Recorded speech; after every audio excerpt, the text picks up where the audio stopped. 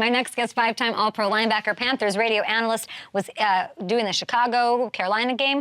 Future Hall of Famer, smartest man in the business. Luke Kuechly, how are we? I am good. How are you? I'm okay. You know, it was a weird day of football, so let's dig into it. A little bit bummed after the Bengals yesterday? Yeah, let's start there. What, shouldn't I be? I was bummed too. I mean, obviously growing up in Cincinnati, I was talking with my brother. He had the Bengals game on, the Panthers game on. It was a tough day in the Kuechly household. All our teams unfortunately lost, so it was certainly a bummer yesterday. Well, how did the youth football team do? We won last week. Oh, won last week on Monday. Big win. We play a game this week on Wednesday.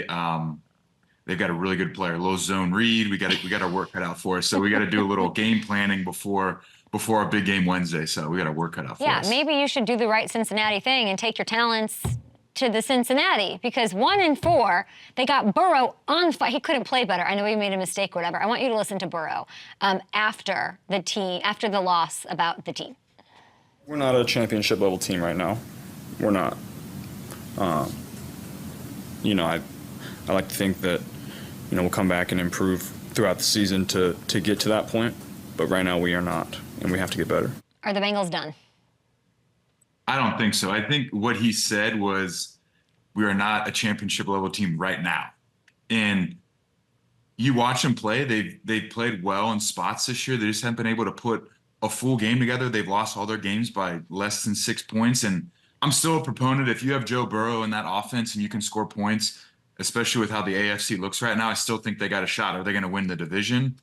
They got a big time uphill battle for that, but I still think wild card positioning's in play. They got the Giants and the Browns the next 2 weeks, and that's a little bit easier than playing Lamar Jackson and that Baltimore Ravens team. 1-4 teams have only made it 6% of the time. I don't know. Is Joe Burrow, I feel like it's not enough for you to tell me it's just Joe Burrow. What else do I have to hang my hat on here? I guess the schedule. People are really annoyed with the coaching decision. Are you? I think if they go down and they kick that field goal and they make that field goal at the end of the game, they say, hey, look, great job, Zach Taylor, tremendous confidence in Evan McPherson in the operation, and no one talks about it.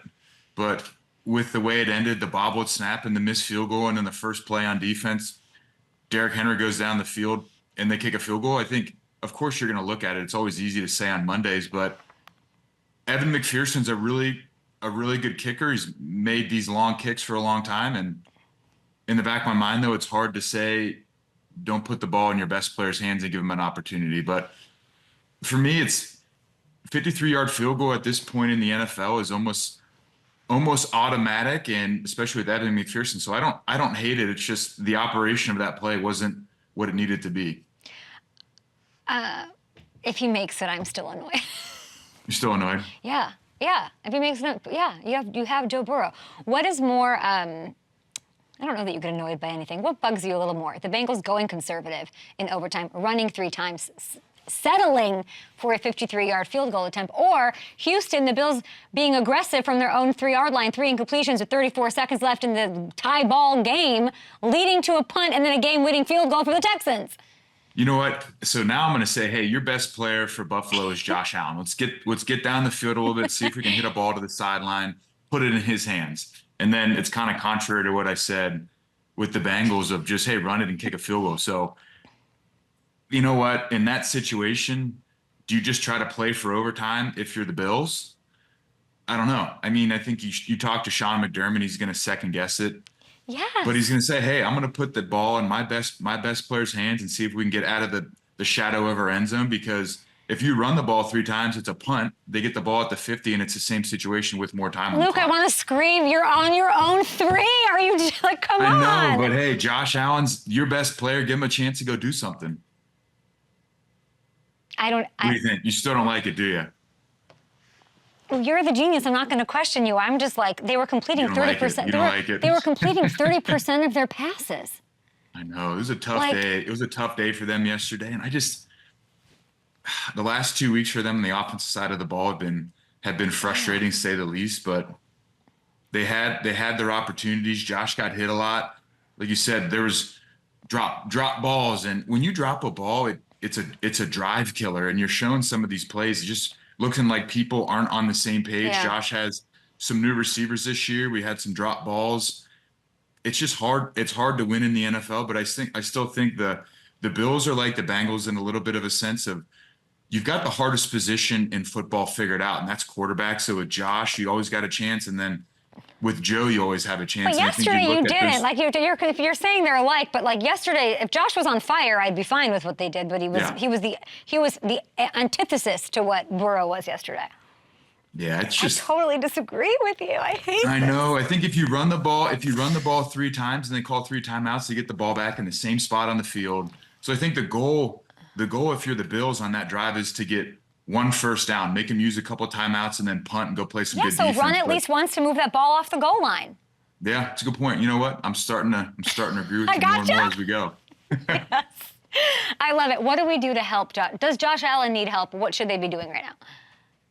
Oh my gosh, it's hard. You know, you look at their skill positions. You bring in Curtis Samuel, you draft a rookie, and Keon Coleman, Dalton Kincaid. It's a far cry from what they had last year, and I think they're starting to kind of figure out life looks a little bit different with Stephon Diggs being gone and Gabe Davis being gone. It's a different team, and it gets to the point. It's like, hey, somebody needs to step up, and if nobody steps up, then you got to look at what are some options that we can do for guys that aren't on our team. Hamilton's texting me. The Texans had a completion, used the timeout they had left, then kicked the game winner. Texans don't get the game winner if Bills made them use their timeouts. Savvy. He's fair. on me. He's fair. He's fair. That's a good point. That's a good point. We're coming at you here. The Bills have the Jets on Monday night. Okay, let's talk about this. You're preparing for your game. We're going to get to it here in a second. But the Jets score 17 against world-beating, undefeated Vikings in London. They turned the ball over 3 times. Aaron Rodgers hit 11 times. I can't watch. I love this man. I cannot watch this man crawling, barely getting up, Luke. I'll tell you what, I think it says a lot about that Vikings defense. We've talked about it on the show. Flow. When you play in that environment against this pressure, against Brian Flores and that defense, life just gets really hard. And Aaron doesn't have a lack of dudes to get the ball to, but you know, they threw the ball over 50 times. Again, Bryce Hall had 9 carries. It gets hard to drop back against that defense with those guys on the perimeter. And, you know, the Vikings had some very timely calls. That pick by Van Ginkel was just a great play call. It looks like 0. He drops out. Aaron puts it right on his chest. He scores. And then the interception by Stephon Gilmore at the end of the game is, I think it's a fantastic play. He's playing, hey, Aaron Rodgers has always been historically a back shoulder guy. I'm going to put my chest on the receiver instead of turning away from him, putting my back to him. And that ball gets thrown, and he's able to make a great play on the football. They just are so good on defense this year. I like what you're saying because I think it's important that I think a lot of producers on a lot of shows this morning are crafting segments, questions about the Jets. And what you're saying, which I find so incredible and refreshing, or seem to be saying, is that this win was much more about the Vikings than it is about the Jets. Well, it shows, you know, the storyline for the start of the season is Sam Darnold's lighting it up, blah, blah, blah. And then yesterday, he plays against a good defense. He doesn't have his best game. The defense for the Vikings steps up, and they can still find ways to win. So they can win going away when Sam's plays great, and then they can also win dirty games. And I think that's just the mark of a good football team. And I think a lot of credit needs to go to Kevin O'Connell, Sam Darnold, and Brian Flores for the job that they've done this year. I don't want, Vikings fans aren't going to want to hear this, but I think Brian Flores should be a head coach and should get as far as they can go here. And I'm a little, do you agree with me? You're nodding, but clearly he had some things happen to whatever lessons learned or whatever. But this is not new. How incredible he is. The game plans, the stifling of the Niners, the ability to give a mastermind like Shanahan fits, and over, and it keeps repeating against Aaron Rodgers. I don't know. It seems like he should be a head coach somewhere. I mean, absolutely. He comes in and their defense has gotten dramatically better. And every week this year, yeah, it's unbelievable. Every week this year, we've talked about what this defense has done, the pressure looks, the confusion. Is it man? Is it zone? Is it zero? Are we dropping out of zero? And it's complementary football, and he has those guys playing so hard, so fast, and guys are making plays. There's no reason why he shouldn't be a head coach, they got to get away from everybody that needs to be a head coach, needs to be an offensive guy. Flores, I think, would do a fantastic job. I'm sure the Vikings don't want to hear that, though. They don't. What about Rodgers? What do we do? They're not on the same page. We're talking cadences. We're talking like rhythm. He's saying, I feel like Aaron's sort of walking it down. He's saying he still has faith. He thinks they're going to go on a run. He's trying to do that whole like relax, run the table sort of vibe. I don't know what side of the fence to be on with the Jets. Peyton Manning came on our show. I reminded him his Broncos his first year started 2-3. The headlines were not kind about Peyton Manning's play. But and then they, won 11. Sorry to bring up the Broncos to you, Luke, but the Peyton Manning Broncos to you. But what is the lesson of what's going on with Aaron Rodgers? I think he still can play. The arm strength's still there. His ability to process is still there. I think they've had multiple games where he's thrown the ball almost 50 times, and I think it gets very hard to win games and sustain drives when everything is relying on one person to throw the ball. And that Aaron Rodgers offense is sit back, let him figure out what's going on with the defense. Where's rotation? Are they playing too high, one high, versus where the NFL kind of is now with these new offenses of shifts, of motions, of under center, of causing confusion with defenses, getting defenses moving pre-snap. And the offense that they run in New York is a little bit more stagnant, a little bit more from the gun. And all these defensive coordinators now have the ability to just kind of game plan, send blitzes at certain angles, understanding where run game's going based on where the back line's up. And that's my take from it. But if you're an offensive guy, you've got your reasons for why you do it. But I'd rather a team come out and line up and be stagnant than be a Kyle Shanahan offense with shifts and motions and under center. Just puts more stress on the defense. Does more motion help the O-line? Because that's the issue, right? How does that help? Or how would that help? I think if you're the San Francisco 49ers offensive line and you're used to seeing it, you're used to, all right, if we shift this guy and we motion this guy, this is where we anticipate the defense being. So, yeah, it makes it more challenging because it's not as simple as, hey, line up, there's your target, we can make a mic point and go. Right.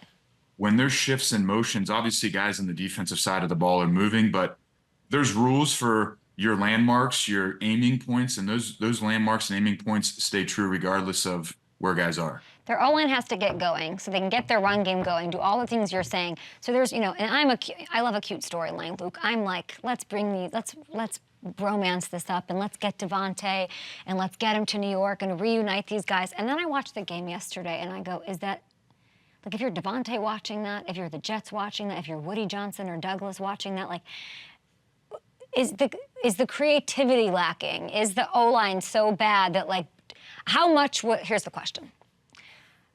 How much would, if Davante Adams gets traded to the Jets, how much does that actually help things?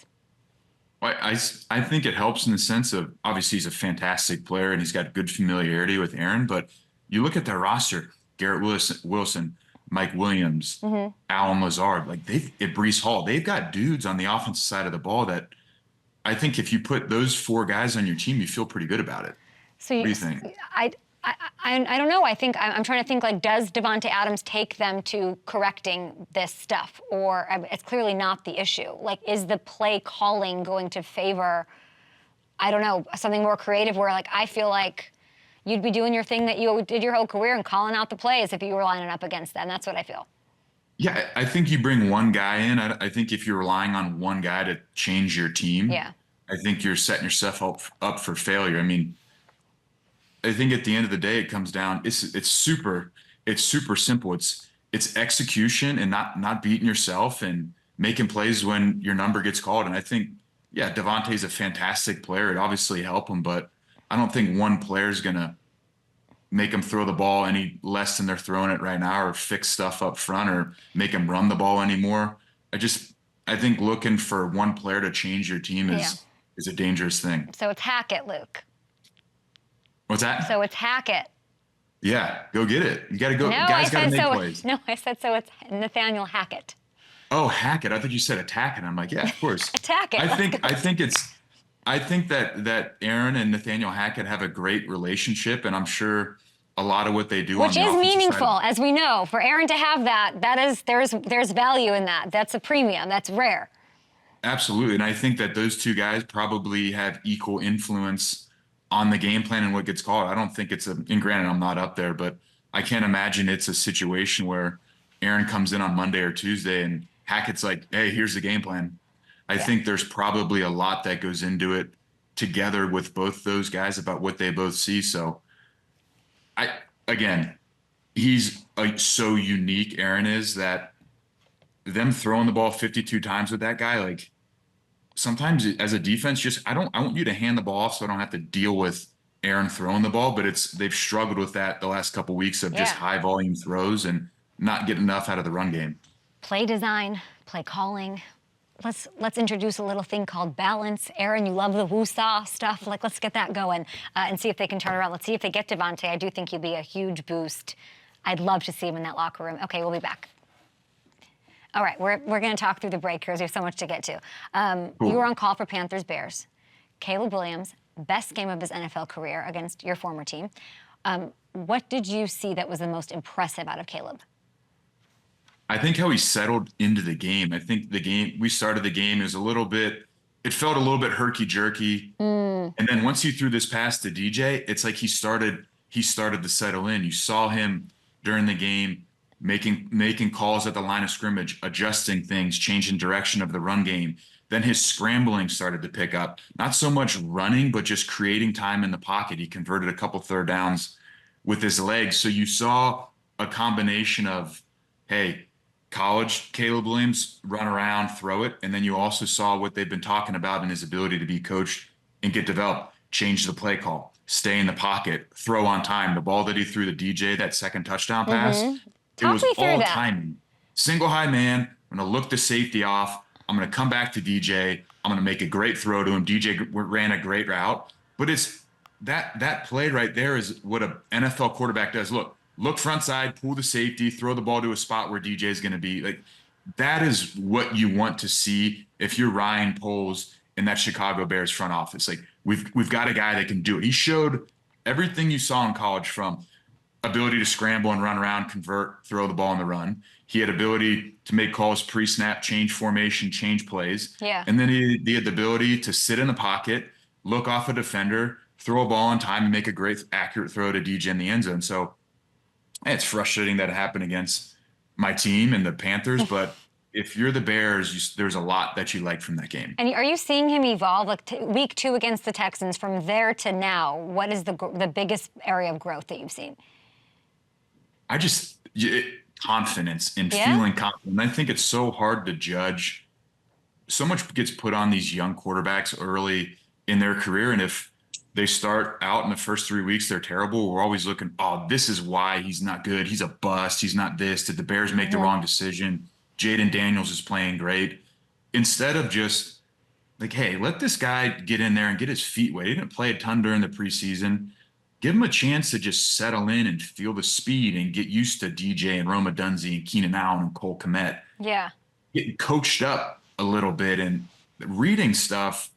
The first couple weeks, everything that got talked about was, he's not playing great. Yeah, he's not doing this, but he loves to get coached and he takes coaching. It's great. So to me, it's like the perfect storm of what you want for a young guy.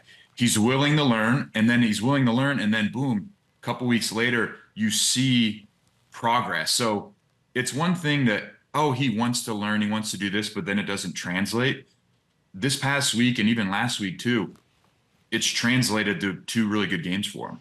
Really well said. We're back on FanDuel TV. We're on MSG Network, TNT Sports. Hello, YouTube. We are back. And I want to ask you now about the Panthers, now that everyone's watching. Bryce Young, he gets in the game late in the 4th quarter. I'm like, huh?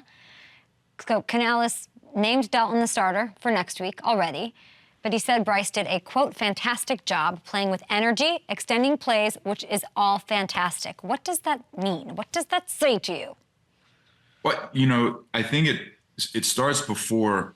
In watching Bryce so for example, this throw right here, this was something that we saw out of him at Alabama and that we were really hoping for in Carolina. In the first couple weeks of the season and even in the end of last year, these throws were just a second off, right? And then now it's like, hey, he still can do it. He can still extend plays. He can throw a ball in the bucket. That ball was, there's a guy in his face. He's rolling to his right. He's got to throw it high and have it come right downhill to Miles Sanders because there's a defender right on his back. So Bryce still has all the tools and everything that we drafted him for as a #1 overall pick. But I think his ability to just kind of sit back and watch how Andy's done it the last couple weeks has been very beneficial. And we saw it yesterday. We saw it the last 2 weeks. Bryce is very engaged on the sideline during the game. It's not like he's pouting on the sideline.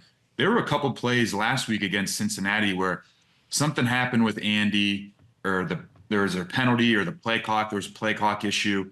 Andy comes to the sideline, and Andy's walking to the officials to talk to them about the situation, and Bryce is walking off the sideline to go talk to the officials. And it's interesting to watch Andy. Andy's walking to the officials. He sees Bryce and goes right to the huddle to talk to Canales, and Bryce goes talks to the official. So Bryce has been engaged the whole time. He hasn't lost anything. I think it's been really good for him to sit. But then when he got in there yesterday, ran around, extended plays, made those throws that we saw at Alabama that we wanted to see with him in Carolina. So, I mean, he's been great. Will Bryce Young, I can tell you want it to work. Mm-hmm. I'm a huge fan of guys having success, and perfect world. Bryce doesn't play the rest of the year because Andy's playing great, right? Okay. And then you see what happens towards in the offseason with I think Andy's a free agent this year, but I think Bryce still can do it. I think he's smart. He can make the throws. I think this could be something really good for him to just sit back and see what's going on. I mean, look at what New England's doing with Drake May. You've got a top draft pick. Let him sit behind a veteran guy and learn and see what it looks like and take a breath. And so I'm still a big proponent of Bryce, and I hope it works out. Let's take it out of perfect world and come into realistic world. You know this team, you know the pressure, you know this. In your opinion, will Bryce Young start another game for the Panthers this year? This year?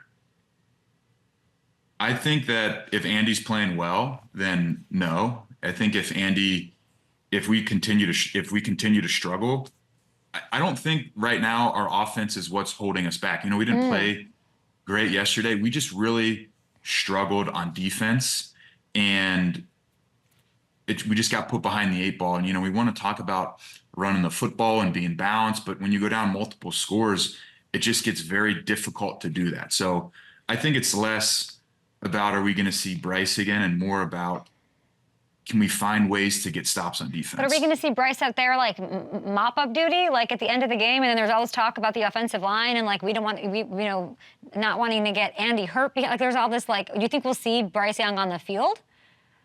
I think he'll be on the field again. Is he going to start another game? Yeah, probably not. I'm not sure. Okay, let's. You know what you are sure about? The smartest play of the week. Let's get to it. The weekly, Kuechly, not for the weekly, probably pretty geekly moment of genius. Luke, what was the smartest thing you saw over the weekend? I think Arizona's game management yesterday was really well. They went for the 2-point conversion there with plenty of time left on the clock. All right, Gannon. And obviously, what's that? I said, okay, Gannon, let's go. Yeah, they went for it, and I think you look at now. This is strictly an analytics thing, right? So if you go for 2, a field goal wins the game for you. If you don't get it, you obviously understand. Hey, I need to score a touchdown to win the game. So I think by them going for 2, they knew what it takes to win the game in regulation. Going into overtime, I think on the road against San Francisco, I think puts them in a very difficult situation. And if you go, I think their likelihood of converting that 2-point conversion is higher than them winning in overtime. So I think it's a lot of confidence in their offensive line, a lot of confidence in Drew Petzing, their play caller. But I think that one strictly comes down to analytics. And I think it's a credit to Jonathan Gannon for understanding that and in fact, going for it. Oh, I mean, or just understanding you should have faith in your team and be aggressive and I don't know what you're getting at right now. I don't know, win the game and make the decisions. The game, that's right. If they don't go for 2, the field goal sends them to overtime. Instead, I love when a coach is aggressive and tries to win the game. Okay, let's get to hunch That's right. time. We've got a game tonight. It's a good one. Oh my gosh. We've got Kansas City. Can they three-peat? They got to get past the Saints. Hunch time. You nailed David Montgomery touchdown, by the way. I see you. Hamilton, get in here and do your thing. Oh, your sound. I disagree with you on the Sean McDermott stuff. I'll let you go first, Luke. Sorry about that. Travis Kelce's not scored a touchdown yet this year. What's your hunch? Does he get one tonight against the Saints? Absolutely. I think Monday Night Football, Travis Kelce gets his first one, and I'm curious to see what he does when he does in fact score a touchdown tonight. Does he dance? Does he give it back to the official? Does he run to the sideline? I think he's been waiting these first couple weeks for a touchdown, so I'm curious to see what he does. Okay. Easy. All right, love that, Kat. I believe him. Anything Luke says, I'm like, that's happening. Like, done. Write it in the book. It's happening. Okay, go ahead. Okay, make it easy. 100%. All right, Chris Olave's receiving line is set at 59.5 yards for tonight. What's your hunch? Over or under there? Way over. I would go way over. I would go over if this was 59 and a half. I would go over if this was 80. If this was 80, I'd take the. Wow. Don't raise your eyebrows at me. Three straight games he has 80 plus. Okay, Chiefs pass defense has given up yardage this year. 22nd pass yards allowed. Saints are going to open it up under the bright lights, I think. I'm going. Even with Spags, I know you're a big Spags fan. Yeah, but I think he hits 100 tonight. I'm going to double down. Okay, doubling down. 100 yards for love. You're taking the under on 59.5 yards? I'm a defensive guy. He's got an extra day to get ready. I'm going Spags, locking down Chris Olave. What do you got, Ham? Next one. Wow. All right, Luke, next one. The Chiefs 5.5-point favorites tonight. What's your hunch? Who gets the win here? I'm going. I think the Chiefs are going to win. I don't think they're going to cover though. I think that Saints defense is really daggone good, and I think they hold them. I think they limit them. But I think Travis Kelce scores in the end zone. They win, but they don't cover. It's a weird week. I'm going to go Saints. Weird week. My 10-year-old nephew wants to be Commissioner Roger Goodell one day. He said the Saints are upsetting. I'm saying, let's make the AFC even weirder. Let's give the Bengals a better chance. So I think they lose tonight. Go ahead, Ham. All right, Kay, we got to do it. First touchdown scorer. Let's go. Bring up the full screen. Who's punching in the first touchdown tonight? Oh, man. Luke loves Spags. I love Andy. Defense versus offense here. I'm going to say Andy's going to draw a red zone play. Let's see. I don't know. Oh, eeny, meeny, miny. Alvin Kamara. That's the easiest one, right? Low-hanging fruit. I'm going to say it's a receiving touchdown. If you can go even further down a well here on FanDuel Sportsbook. Clint Kubiak's going to put him out wide, dial something, and get him the ball out in space. What do you think, Luke? I'm going Travis Kelce first score on a little Andy Reid shovel pass near the goal line. This is not fair. Hamilton, this is a BS segment. I cannot go up against Luke Kuechly and calling out what's going to happen in any said game. This is ridiculous. Ham, who do you got in this one? I love it. I'm with you. I just have a feeling the Saints bring it tonight and pull this one Love off. With the Chiefs dealing with those injuries, I think they get it done. Luke, are you a Halloween guy? Absolutely. What are you going to be? I did not think you were going to say that. I'm going to sit on the front porch and I hand out candy every year. I can't. It's my favorite. It's literally my favorite holiday every year. Sit on the front porch, hand out candy. At what point are you going to be the Bachelor? Let's just get it over with. Hey, At what point, Luke? You got to say trick or treat. You can't say please. Can I please have some candy? The answer is no. Luke. It's trick or treat or happy Halloween. That's the only way you are the can. perfect. When I asked for questions for you, you don't have no idea how many babes are like, Luke Kuechly's coming on. Like literally, you have more pull with the female fan base than Taylor Swift. So what are you going to be for? Do you dress up for Halloween? I haven't gotten that far yet. Tell me this on the way out here. Give me the scariest team in the NFL. Oh man, right now Baltimore Ravens. I know I didn't say that last week. I disagreed with you, but they just Lamar Jackson to me yesterday, running the ball, throwing the ball. Isaiah Likely, and then yesterday that Derrick Henry had been held under wraps all game. They throw him that toss play. I don't know how he runs and moves that fast. Yeah, seems like no one ever catches him. He's gigantic. And I don't know, I think they're pretty daggone good right now. They're pretty, and it doesn't, hurt them that the, Bengals coaching staff dressed up as a bunch of scaredy cats for Halloween yesterday. Hey, you're on it right now. You're on it Kuechly, right we now. appreciate you. I love them. I can say that. It's out of love. Coming up next, I can't believe you hand out trick-or-treat candy on your front porch. I can't imagine. Okay, Giants, Broncos, big wins. We're going to get into that. Kuechly, appreciate you. We'll be back. Thanks, guys.